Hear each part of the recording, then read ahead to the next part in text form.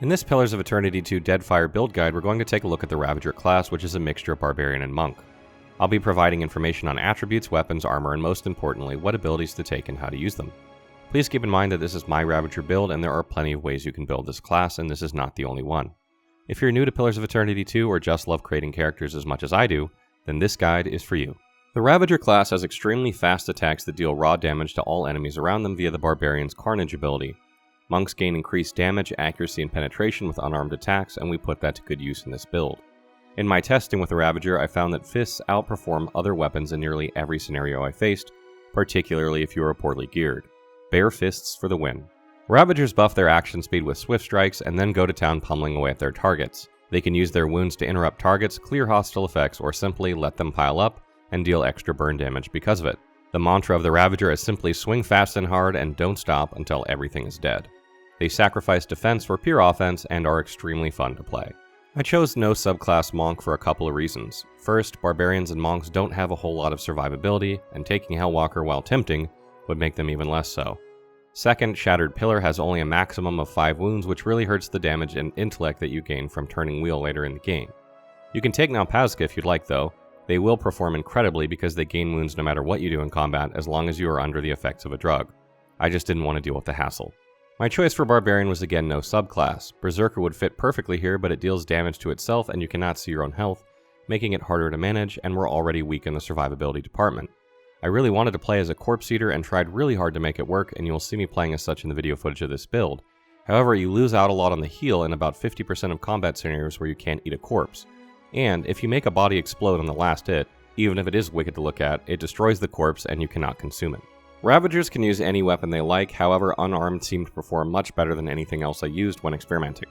Fists not only dealt more damage on average compared with other dual-wielded weapons, but they attack much faster and have better accuracy due to Transcendent Suffering. Since Transcendent Suffering only gets more powerful as you gain power levels, it only gets better and better throughout the course of the game. If you're going to play Ravager, I definitely would play unarmed. Ravagers can really use any armor they wish because they have incredible attack speed, and even wearing heavy armor isn't that bad. I would recommend the lightest armor you can get away with though, because Ravagers prevent damage to themselves by killing enemies quickly, not by outlasting them. There are some situations where having heavier armor can save your life though, so it might be a good idea to keep some handy in your inventory in case you need to throw it on for a particular encounter. The choice might also depend on whether or not you have a dedicated healer in your party. In this section we're going to cover the must-have Ravager abilities for this build. You are free to pick and choose what you want outside of these because everyone's style play is different and there is no perfect way. However, these ones will be needed for the build to work effectively. Monk abilities, Swift Strikes. This buff gives you plus 5 dexterity and plus 20% action speed for 10 seconds. The speed bonus doesn't stack with Frenzy, and we gain many of the benefits Frenzy provides with other buffs later in the game. Mortification of the Soul. This ability gives you wounds and is a great way to gain them if you aren't being hit, which is why we take it. You will not need this if you solo, however. Lightning Strikes. This upgrade of Swift Strikes adds 30% damage dealt as shock. This is huge because it adds this after all other damage calculations have finished, making it a very strong buff. 2 Weapon Style. This passive reduces your recovery time while dual wielding even further, which is great. Take this one as soon as you can in order to help increase your DPS. Combat Focus. Monks and Barbarians have very few ways to give themselves concentration, so this is a must-have for this build. Interrupts are one of the weak spots of the Ravager, so take this without question. Duality of Mortal Presence. This toggle ability allows you to gain Constitution or Intellect for each wound you have, which is fantastic. This will give you an additional plus 10 Intellect if you have 10 wounds, for example. Thunderous Blows. This buff gives you plus 5 might and plus 2 penetration for 20 seconds and only costs 2 wounds. This is another reason we took Swift Strikes instead of Frenzy. Rooting Pain. This passive does damage around you that interrupts each time you gain a wound. Between this and Carnage, you'll be weakening enemies constantly, making them easier to finish off when you focus them down. I cannot stress how much this ability can save your life. Tough. With the amount of Constitution you'll have with this build, you want to be sure to take the Tough passive in order to put it to good use. Turning Wheel. This will add plus 5% damage dealt as burn for each wound you have. 10 wounds equals plus 50% burn damage. This makes you an absolute powerhouse and hit like a truck. Flagellant's Path. This gap closer allows you to get to your target instantly, which you will need to be able to do in order to take down casters in the back before they nuke you. Because it's a full attack, you'll strike with both fists, which is another reason we take it. Barbarian Abilities. Blooded. This passive increases your damage when you are under 50% health. Because we have such a high health pool, you'll benefit from this often without dying. Thick-Skinned. This passive is important because it increases your armor values against martial enemies by 1. As a Ravager, you'll have low armor if you want to attack fast, so you'll need all you can get from other sources. Barbaric Blow. This ability hits like a freight train and strikes with both fists back to back, which rewards our dual wielding style of play, and once upgraded, it can refund the cost if you kill the target. Bloodlust. This passive increases your action speed by 20% after killing a target, which further increases your damage output. Take it when you can and enjoy even faster attacks. One Stands Alone. This passive increases the number of enemies required to be flanked and gives you plus 20% melee damage when near 2 or more enemies. Yes please. Savage Defiance. This ability gives you an even further constitution as well as plus 2 armor and 10 health every 3 seconds. This is such an important ability for this build that I cannot understate it. You need the armor and healing sorely as you depend on Second Wind and other party members for most of your healing generally. Be sure to get this ASAP at level 10.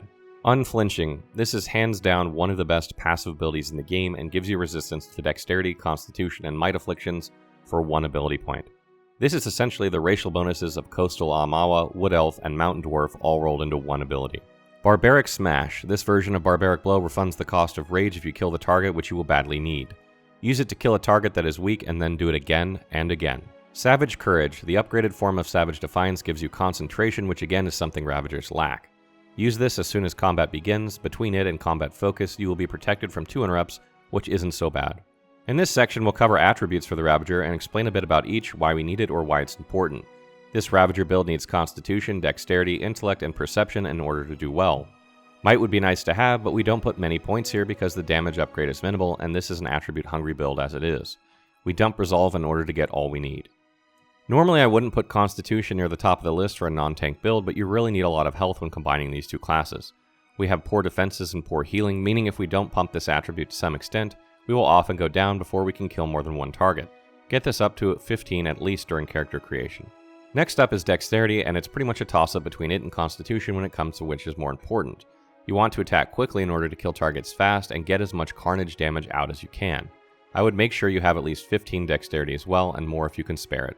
Next up in order of importance is Intellect. Intellect helps not only with the AoE size of your carnage attacks, but also the duration of all of your buffs. These are Lightning Strikes, Savage Defiance, and Thunderous Blows. The less time you spend buffing, the more time you have for killing. You don't need to spend many attribute points here during character creation because you'll get a ton of intellect from Duality of Mortal Presence once you hit level 10.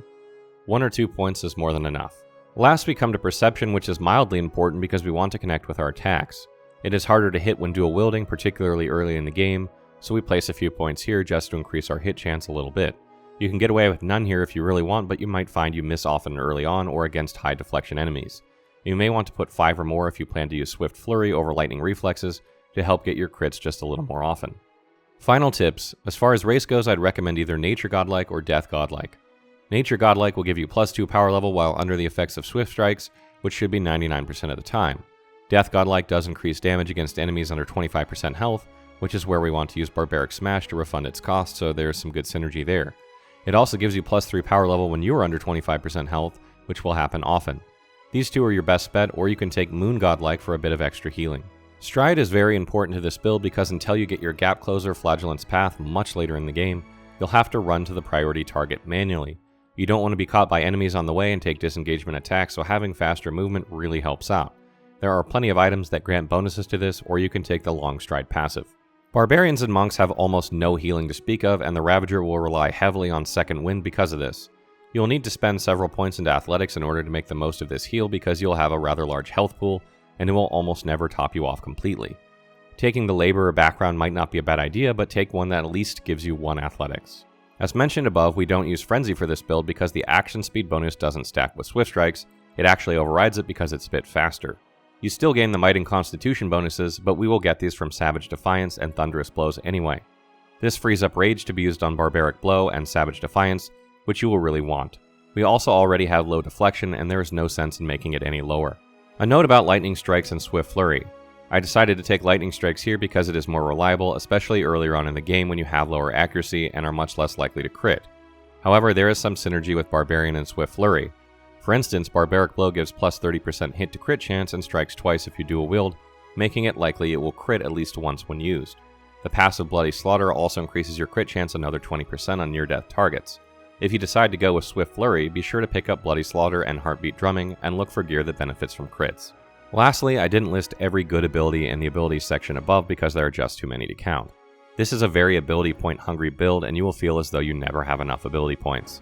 You'll have to pick and choose what you want, and most likely won't get everything you'd really like to have, and you might need to respec several times before you get your build exactly how you want. Stay tuned for more Pillars of Eternity 2 build guides throughout May as we make some more specific guides covering some of the most fun and interesting combinations we can find. If there is a specific combination you'd like to see, please post in the comments and we will do our best to accommodate.